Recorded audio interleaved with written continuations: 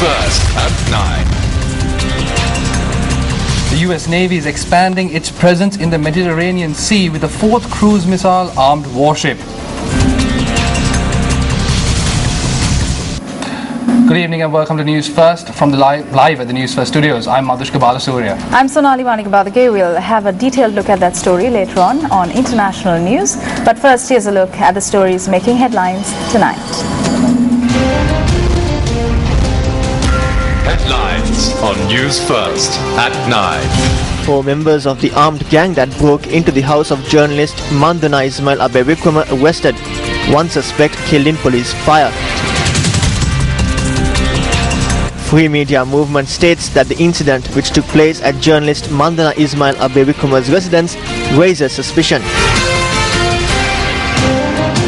UN Human Rights Chief to arrive in Sri Lanka tomorrow. Bus fares will not be revised if diesel prices are reduced, say bus owners. News First at 9. Well, on to our lead story tonight. The police has taken into custody 4 members of an armed gang who broke into the residence of journalist Mandana Ismail Abe Vikrama in Colombo early this morning. Now, the police were quick to respond to the incident, and within a few hours, the suspects were arrested. Yes, that's right, Sonali. In fact, police media spokesperson SP Buddhika Siriwardana said that one of the suspects was in fact killed in the police fire, and 3 police officers who were injured in the incident have been admitted to hospital. A group broke into the residence of Mandana Ismail Abe Vikrama, located down Rigmans Road in Bambalapitiya at around 2 this morning. Mandana Ismail Abe Vikrama said that she was asleep with her daughter and parents at the time of the incident. Mandana Abe Vikrama was alarmed following a sound that was heard during the breaking. I woke up to a sound and then I heard someone running. I yelled, "Who's there?" Then 4 persons who covered their faces with my clothes came into the room. They jumped onto my bed and one kept a machete to my neck. Another took out a knife and told me not to shout, and if I did they would kill me on the spot. I heeded their orders and requested them to take whatever they wanted. They swept the house. They were aware of the individuals who were in and out of our house. They were aware of the individuals who travelled overseas and those who arrived in the island. They said that they were carrying out a contract. They said that they had a contract to take away the jewellery and cash. They said that an individual who disliked me had given the contract. I advised them not to hurt my mother and father. They said that they wouldn't hurt them. For close to 2 hours they walked all over the house. They ransacked the house. Subsequently they said that they had taken too long and wanted to finish the job. It was during this time that the husband of Mandana Abe Vikrama, journalist Romesh Abe Vikrama, had arrived home. Having noticed suspicious activity at his house, Romesh Abe Vikrama had notified the police emergency response unit.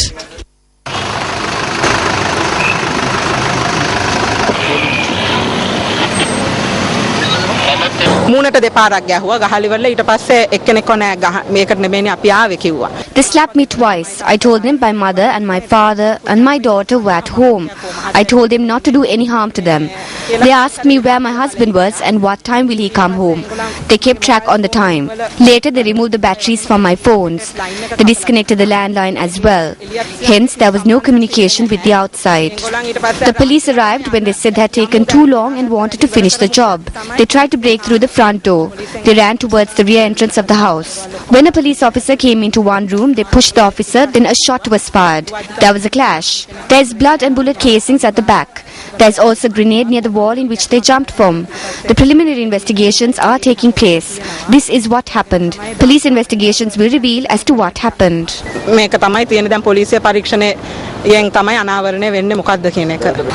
Mandana Abe Vikrama also said that the gang had inquired about her husband as well.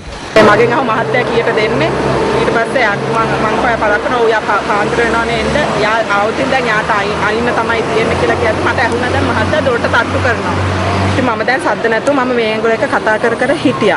මම ඒක කතා කර ඉඳද්දි කොහොම හරි එතකොට මට ඇහුණා අර පැත්තෙන් මේ සද්දයක් ඇවිදින සද්ද ඇහුණා. ඒ ඇහිද්ද එතකොට එක්කෙනෙක් කෑ ගහුවා පොලිසියෙන් කියලා කෑ ගැහුවා. Police media spokesperson SP Buddhika Siriwardana said a group of police officers were dispatched to the Abe Vikrama residence after a complaint was lodged. He added that 3 police officers were injured during an attack launched by the group in question. He further said that 5 members of the gang were injured in police fire. The police media spokesperson said that one of the injured suspects died while being taken to hospital for treatment. He added that the suspect had been identified as a resident from Avisavella. Among the arrested was the brother of the deceased. Several senior police officers arrived at the crime scene once the news broke.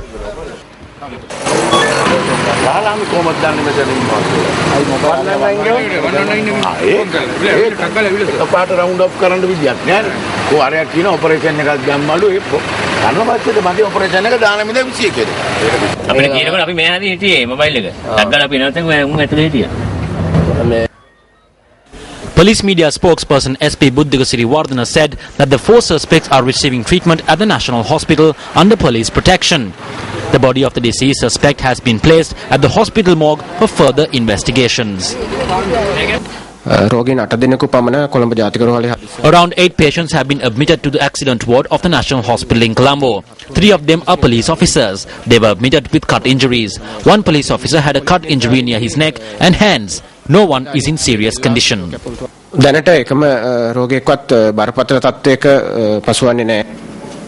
Meanwhile, a media briefing was convened this evening at the police headquarters regarding the incident at the Abe Rikuma residence.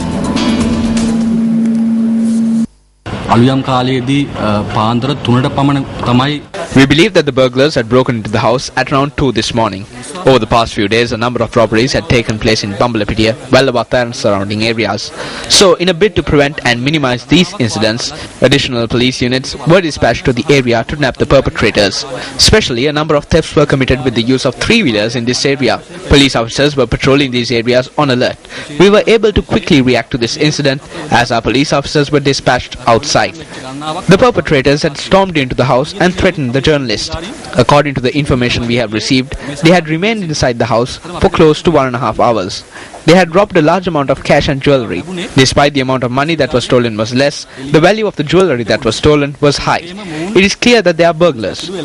Following investigations, we were able to locate 2 knives used by the burglars, and we also found a live hand grenade. We also located a 3-wheeler. It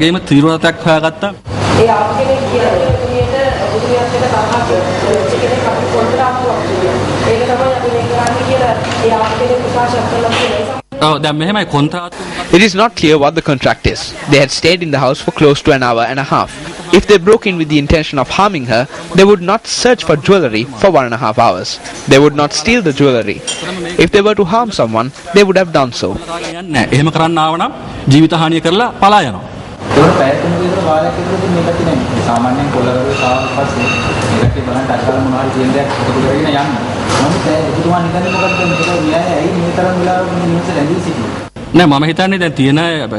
No, I think it might have been because of the number of Almiras. They must have stripped everything. We have the stolen jewellery. High value jewellery items were recovered.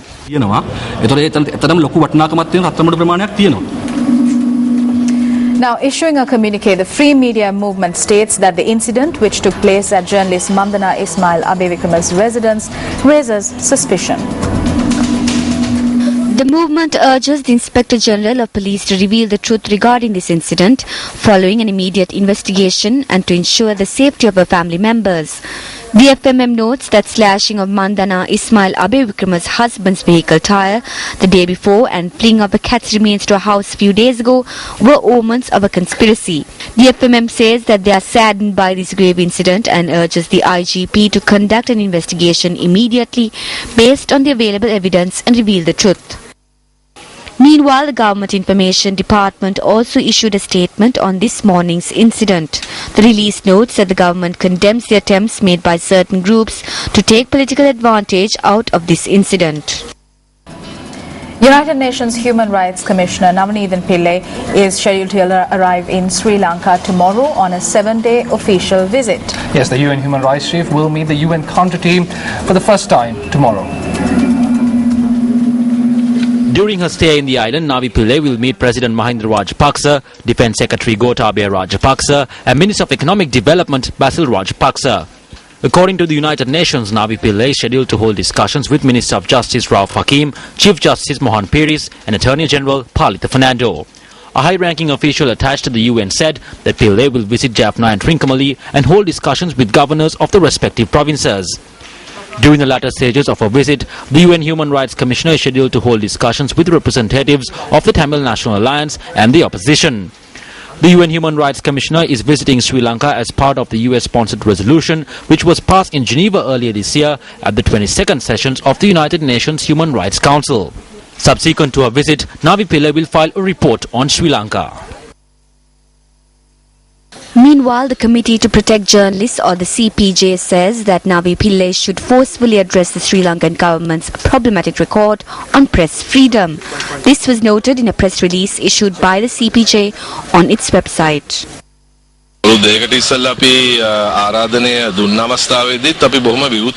2 years ago, we invited her to come and get a first-hand look of the situation.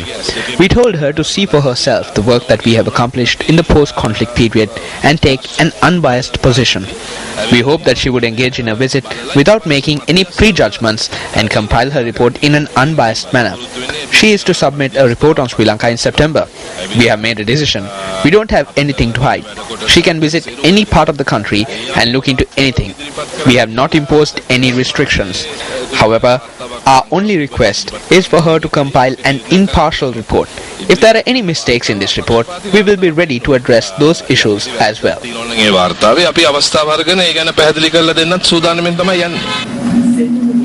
Well, the Private Bus Owners Association has requested the government to reduce the price of a litre of diesel by 10 rupees if they don't approve the 10% increase in public bus fares. Yes, this request was made during a media briefing held today.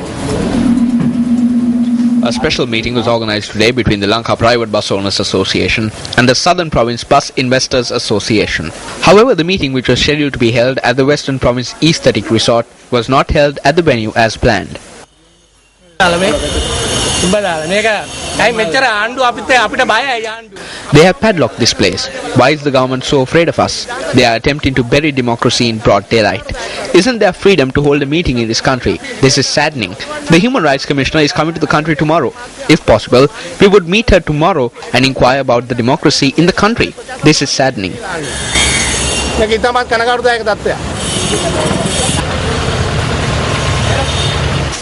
Thereafter, the representatives met at a location in the Narahempeta area. September 10% We had informed them in writing about our proposal to increase the price of bus fares by 10% with effect from the 1st of September. We would like to ask the chairman of the National Transport Commission why he is afraid. We question as to why his subject minister forwarded a document to the cabinet subcommittee. Until last week, we were legally entitled to a bus fare increase by the 1st of September. We are prepared to organize ourselves once more and take trade union action in order to safeguard the industry. If you want to control this, then reduce the price of diesel by 10 rupees. There won't be any problem. Don't give us false hope about concessions.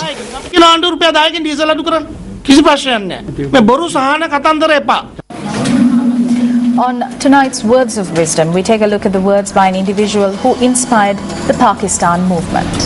Yes, that's right, Sonali. Born in Sialkot, Pakistan, Sri Muhammad Iqbal was also known as Allama Iqbal and was a poet and politician.